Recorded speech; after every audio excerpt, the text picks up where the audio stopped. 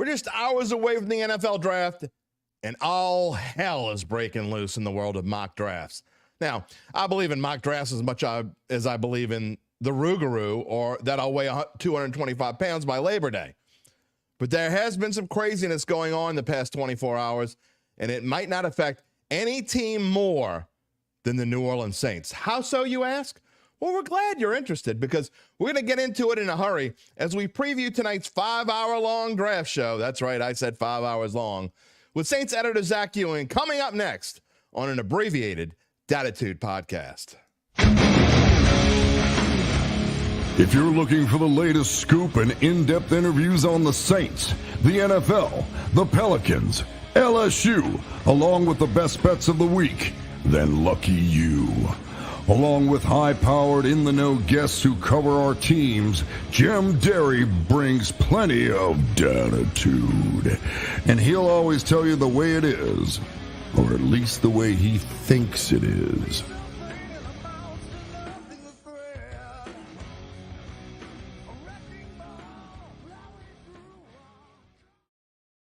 Where you at, New Orleans?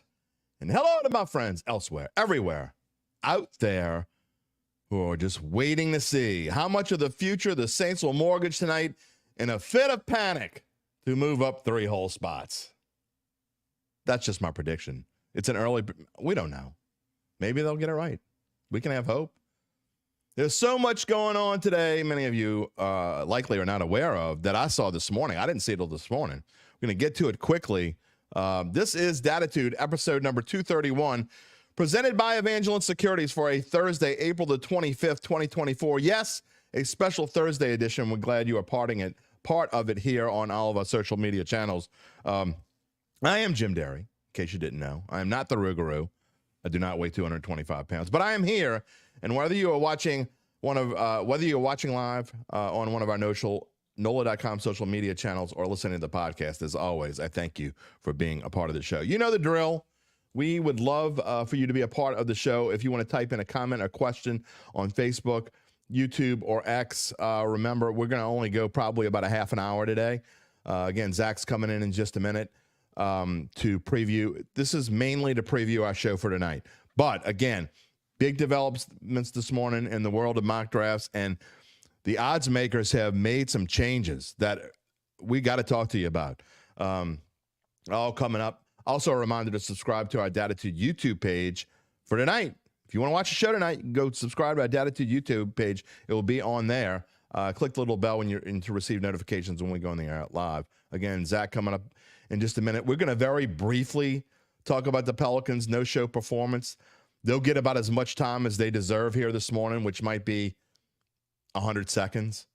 I mean, they didn't show up, so I don't feel the need to really talk about them all that much, to be honest. It was an embarrassment. I had a little interesting chat with Gabe Henderson in the green room before we went on the air. And, I talked about how, look, Thunder got, I thought, every bounce they could possibly get. They got, I thought, every call. But that doesn't matter. That has nothing to do in the grand scheme with why the Pels got blown out. They got outcoached. I love Willie. I've been a huge proponent of Willie on this show, but he got outcoached and they got bombed, and they deserve to get bombed. I mean, so we'll see if they can regroup in time for Saturday. I don't know whether they can or not. Honestly, I'm frankly worried about what I saw last night. I don't usually let one game affect what I think about a team's chances. And coming back, we said last night was not a must-win, but now they're in a position where they got to win 2 at home. Can they do it? I have no idea. Not the way they play. They play the way they played last night. They're going to get blown out of the Smoothie King Center on Saturday, and it'll be over in a hurry. We'll find out. This show, though, is mostly to catch you up on at least one interesting final mock draft put out this morning by NFL.com's Daniel Jeremiah, which has been enough to change at least one Saints targets odds, you know what I mean, where he might go dramatically. At least one. One we told you was off the board. Olu Fashanu is off the board. You can't even bet him. We're going to get into that with Zach. Will that be enough to scare the Saints later this evening and make it a move they really can't afford to make? We're going to see. Another option is it could drop a generational tight end. we have been talking about down to 14. There are all sorts of possibilities. This live show tonight is going to be incredibly entertaining. As I told Gabe Henderson this morning, a first round with this much talent lends itself to insanity. I think we're going to have insanity. I really do. So I want to bring in Zach, but first I want to tell you about our friends at Evangeline Securities. They are a local company founded in 2014 with offices on Poydras Street, right across from your Sunday home in the fall. You know, that place with the giant rounded white roof. They also have an office in Lafayette. What does Evangeline Securities do? Well, if you are a small or medium-sized family business and are thinking of either selling or retiring, Evangeline and its managing directors can help you figure out what to do to begin that process. Visit their website at www.evangelinesecurities.com. And if that's not enough, feel free to reach out to me. I will get you in touch with them. I had a wonderful meeting earlier this week with my new friends, Nick Braden and Ron Hemelt.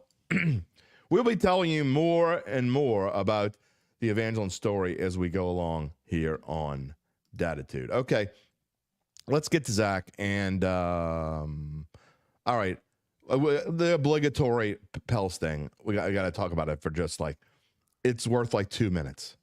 You start. Okay, when a team that is an underdog in the NBA playoffs loses a chance like the Pelicans did in Game 1, that's it. You don't get very many of those opportunities in the series, right? And particularly now, if they come back home and win a couple games, maybe they can get that momentum, get that mojo, whatever you want to call it, back, and they can find themselves one more opportunity to steal the game they need in OKC. But it wasn't going to happen in Game 2. And I try not to bet the local teams. I didn't bet it last night, but I mean, OKC was the play all the way. Yeah, it was easy, right? Jerry, he's noticing me because we actually are on the Saints YouTube page for this morning because we are here to promo. Again, I don't want to talk about any more about this team. You see the numbers on the screen. The Pels scored 92 for the second straight game. The problem is Oklahoma City scored 30 more points than they scored in Game 1. So if the Pels don't get it together Saturday, it'll be adios real quick. So we will talk about them on Monday, maybe a little. If they stink it up again, I'm going to do the same thing. I'm going to give them 2 minutes. Got to get Jerry to subscribe to the Dattitude page, man. Jerry. Check you out more often. Yeah, go subscribe to the Dattitude page. We need you, Jerry. We need you. We want you.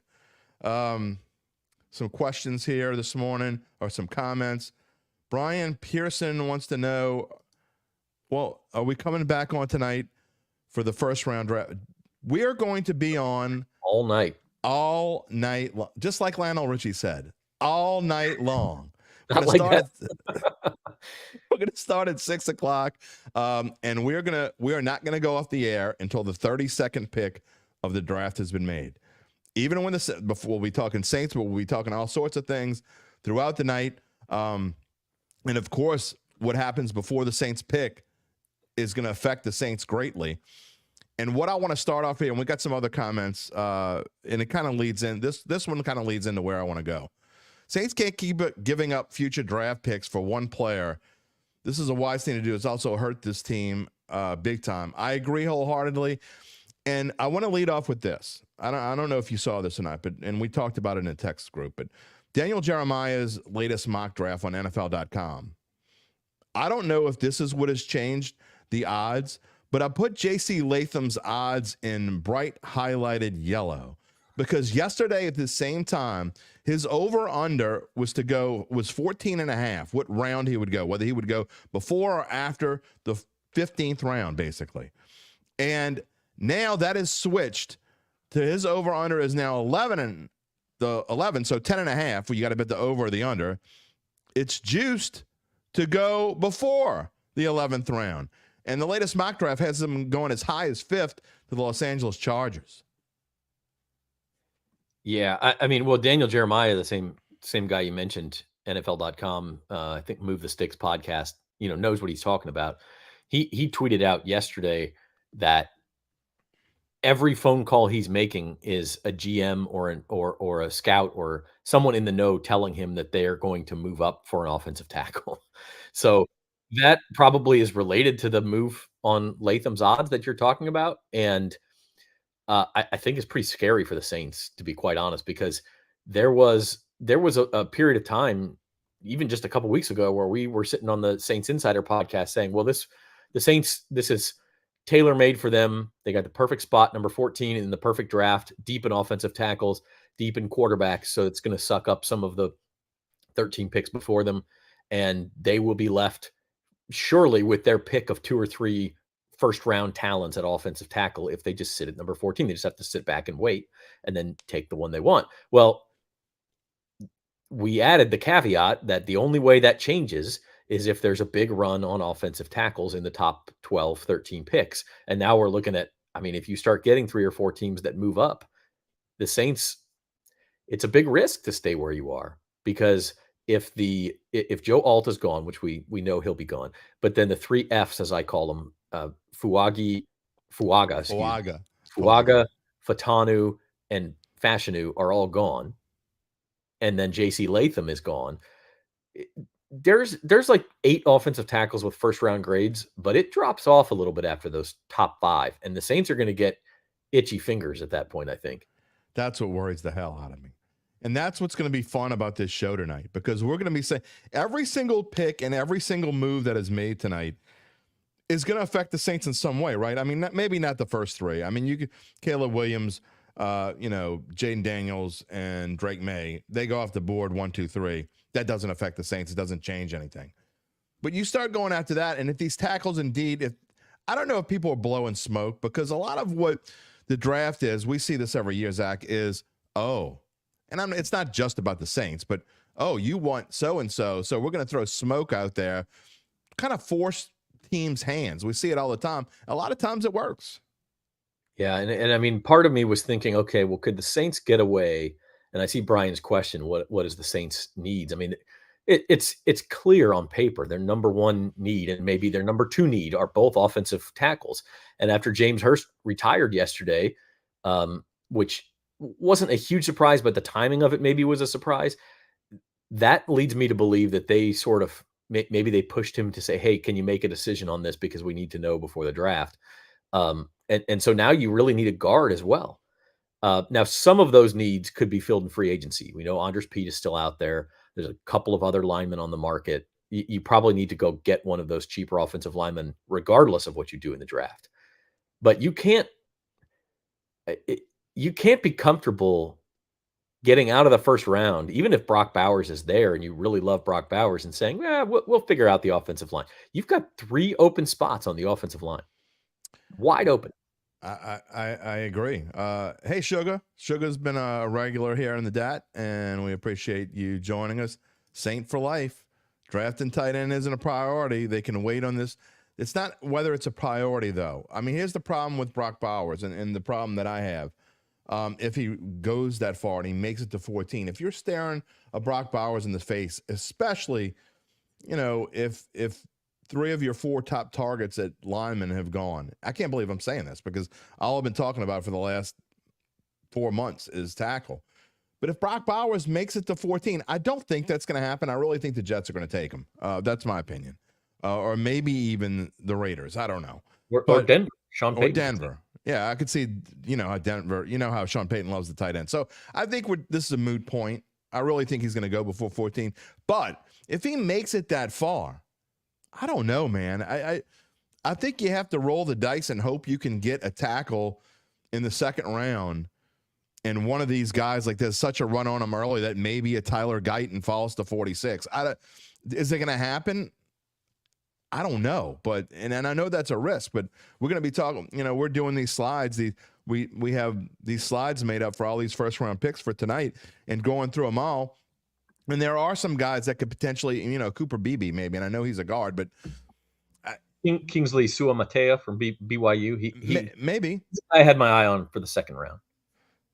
But that's what I'm saying, though. I mean, I just don't think that, to me, Brock Bowers is the only player that you can't pass on, in my opinion, if he's still there at 14. Or if you say, you know what, we can move down 1 or 2 spots potentially if you 1 or 2 of the tackles are gonna get are there, maybe get another. I don't know. There are just so many things, and that's another reason why to watch this show tonight, because we're going to be doing it obviously from the Saints perspective tonight, Zach, and I think people are going to want to hear what we have to say. Yeah, 100%, because they're not getting national attention because no one, offensive lineman picks aren't sexy and no one cares, but we do, and we know y'all do, and so we're going to be here for you. Now, I will say this. Brock Bowers is a generational talent at tight end. That's the reason you take him, right? He could transform this offense, and maybe he can. But I was looking back at the list of tight ends taken in the first round, and a lot of them were the same hype. Oh, this guy, yes, he's a tight end, but he could change the way Kyle Pitts. That's not Kyle Pitts' fault. Noah Fant. Okay, these are top 20 tight ends. TJ Hawkinson, decent career, but the Lions certainly didn't. I don't know. You didn't get number 8 pick value for him. You can't go back and say he's a top 10. The Vikings value. Hayden Hurst. That was a little lower. That's number 25. Evan Ingram was number 23. He's been okay. Yeah. OJ Howard, number 19. Yeah. Eric Ebron, number 10. Jermaine Gresham, number 21. Dustin Keller, number 30. Am I scaring you yet? None of these guys turned into scaring me. Look, and you talk about Kyle Pitts as a perfect example. If I'm playing and I know a lot of people are going to think this. So, I know in my main league, I have a keeper league, and I have Kyle Pitts at probably a price I shouldn't have paid for him last year. But now I'm going to have to think about keeping him because he's got a real quarterback. I think Kyle Pitts is the same kind of ilk. He's not the same exact player, Brock Bowers. I just think for this Clint Kubiak offense, we see what George Kittle could do for the 49ers, and I think that Brock Bowers could do a similar thing for the Saints. Is it a need? Not really. It's sort of a need. Jawan Johnson to me has been a disappointment. So is it a great need? No. Foster Moreau he's a reserve, or he's a second tight end when you need him. So it's not. Of course, you need a tackle more than you need a tight end. I just think that this guy could be a perfect staple and a perfect fit for what Clint Kubiak is trying to do. You mentioned a variable that we hadn't accounted for, and it's smart, and it's Clint Kubiak. The Saints have to go to Kubiak and say, well, what do you think this offense needs? Is the need at tackle so great that we should pass on a Brock Bowers? Or, okay, let's talk about this run on tackles and really what if Malik Neighbors or Rome Odunze falls to 12, no. 13? No. You maybe you can make a trade. You can make a trade if you want. You may have to trade up to 11 or 12. It's probably not going to go all the way to 14. No, I'm talking about down. If Malik Neighbors or Roma Odunze is there at 14, which is possible, I've seen Malik Neighbors' stocks actually been dropping the past couple of weeks, fairly. I don't want to say dramatically, because 5 or 6, 7 spots isn't really dramatically, but depending on where you look. But look, I just don't think the Saints can afford to take a wide. Here's a preview of tonight. Here's a preview of tonight for everybody, because I don't understand where you're coming from with this wide receiver thing. Who's the Saints' third wide receiver next year? A.T. Perry? Cedric Wilson? Yeah. They don't have a number 3 wide receiver. I disagree wholeheartedly. They need a starting wide receiver in this draft. They don't. They are a one ankle twist away from having no running back. They're one ankle twist away from having one wide receiver. That's BS. They got a whole room full of wide receivers. They won games last year. I'm not saying they have great wide receivers, but they have way more depth at wide receiver than they have at running back. Jamal Williams is a complete flop. He's worthless almost. Kendra Miller, we don't even know what he is. NFL games last year with Tony Jones starting at running back. Running back, it's dime a dozen. Pick somebody up in the 6th round. Plug them in. Here we go with, I guess I'm going to be get off my lawn, dude, because they need a running back. Clint Kubiak, the staple of Clint Kubiak's offense, is running the football. And I'm telling you, Alvin Kamara is about to take a step downward. People don't want to hear this. They don't want to believe it. He's 29 years old. He's about to start going down. He's not going to be the Alvin Kamara that you think he's going to be. He really kind of wasn't last year, to be honest. I think he showed glimpses of, here I go. But the fact is that if they don't get another running back, they're going to have to use him way too much, which is not something you want to do with a 29-year-old. Look, if you want to pick up a running back in the 5th, 6th round, I'm fine with it to add some depth. You picked up Kendra Miller last year. When he was healthy, he showed what he could do. Alvin Kamara's getting older, yes. I believe he's probably on the downslope of his career. He could still be pretty good. I just don't think at wide receiver, you're going to rely on A.T. Perry or Cedric Wilson to be your number 3 wide receiver? You need somebody. Ryan Pugh, get off my lawn. Thank you, Brian. But getting back to the offensive line point, because I think that's everyone would agree they need one of those, right? We can argue about other positions. They need at least one offensive tackle in this draft. At least. The other variables that we don't personally know about and what may influence their decision tonight, and I'll give you 3 of them. One is, how safe is Dennis Allen? And really, how safe is Mickey Loomis? We think he's safe. He seems entrenched. Gail Benson's not the type to make a change. But if they are entrenched, if they feel safe in their positions, then you're more likely to not trade up and make a panic move, right? And give up next year's picks. But if you feel like, if you're Dennis Allen and I have to win this year, then maybe you sign off on giving up next year's first round pick so that you can get the guy you want. That's variable number 1. Variable number 2 and 3 are the development of Trevor Penning and the health of Ryan Ramczyk. And we don't know the answers to those questions. If the Saints feel better about those things than what they've let on publicly, then maybe tackle isn't quite as desperate of a need. It's still a need, but maybe not quite as desperate. But if those things are as bad as they sound, I don't see how they can get out of this first round without taking a tackle. Ryan, I know it's all love. We have a lot of fun. Hey, we can disagree on this show. We will have plenty. Trust me, at 6 o'clock, we will have plenty of disagreements. I promise you. If this is any indication. Neighbors are Doomsday drop. We take them. I couldn't disagree. I think you do. Those guys are top 10 values. Stussy says, can Penning be kicked to left guard? I think that's a question that might need to be answered if Andrus Peat leaves, right? I mean, we don't know. We don't know what how the Saints publicly they say they're keeping him at tackle. That doesn't mean they're keeping him at tackle. We just don't know what his development's been like, how he's going to be coached under a new O-line coach. In fact, the Saints may not even fully know. So they have to plan for those contingencies too. I agree with that for sure. We only got a couple minutes left here. Again, we want to keep this brief. All the things that we're talking about, we're going to go way into more. Look, we're going to have from 6 o'clock to 7 o'clock tonight to talk about all these things that we're talking about here. And I'm telling you, forget about Mel Kiper Jr., forget about NFL.com or NFL, the NFL Network and all that. Look, we're going to bring this to you as close to from a local perspective as we can. Now, obviously, when we get to the Caleb Williams pick, we're going to talk about Caleb Williams a little bit. But as we go along all night, Zach, it's going to be mostly from as much as the Saints perspective as we can with our people, our beat writers and our columnists who know the New Orleans sports scene and the Saints better than anyone. And we're also Wilson Alexander, who covers LSU for us and does Right. a great job. He's going to join us to talk about the LSU guys. So if you're an LSU fan, obviously worth tuning in for that too. There's no question about it. So again, all these things we're going to get into tonight, but I wanted to bring you on to just let everybody know that we're doing this. So 6 o'clock tonight, it is the live Saints draft show. The show is brought to you by Tulane Doctors. The Dattitude podcast, of course, is presented by Evangeline Securities. We got a lot of love from sponsors. We hopefully will have a lot of love from you viewers. I'm telling you, it's going to be fun to watch. We will have fun tonight, Zach Ewing.